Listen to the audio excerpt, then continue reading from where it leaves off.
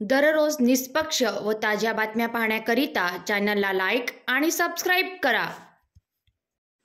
Police Thane तहसील हद्दीत राहणारे फिर्यादी शेख अशरफुल नौशाद अली यांचे सोन्या चांदीचे दुकानात सोन्याचे दागिने पॉलिश करण्याचे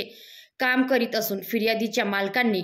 अनुप मंडल इतवारी यांच्या दुकानातून दागिने आणण्यास सांगितले। फिर्यादी हे अनुप मंडल यांच्या दुकानातून दागिने घेऊन आपल्या पॅन्टच्या खिशात ठेवून पायदळ परत येत असताना पोलीस ठाणे तहसील हद्दीत निकालस मंदिरजवळ दोन अनोळखी इसमांनी फिर्यादीस ते सोनार आहेत असे खोटे सांगून फिर्यादीस विश्वासात घेऊन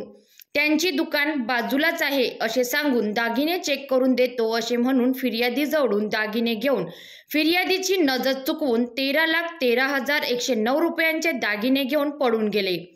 या प्रकरणी फिर्यादीने दिलेल्या तक्रारीवरून तहसील पोलीस ठाणे येथे अज्ञात आरोपींविरुद्ध गुन्हा नोंदवून सदर गुन्ह्याचे तपासात तहसील पोलिसांचे तपास पथकातील अधिकारी व अंमलदार यांनी तांत्रिक तपास करून त्यांना खात्रीशीर माहिती मिळाली की सदर गुन्ह्यातील आरोपी लखनौ उत्तर प्रदेश येथील रहिवासी आहे। तहसील ठाणे पोलिसांनी उत्तर प्रदेश येथील पोलिसांच्या मदतीने तिथे जाऊन आरोपी सुलतान खान वल्द इम्रान खान राहणार लखनौ उत्तर प्रदेश याला अटक करून आरोपीजवळून एकूण 7,12,000 रुपयांचा मुद्देमाल जप्त करून आरोपीचा साथीदार आरोपी अनवर हुसेन वल्द मोहम्मद सलीम अली याचा शोध घेत आहे।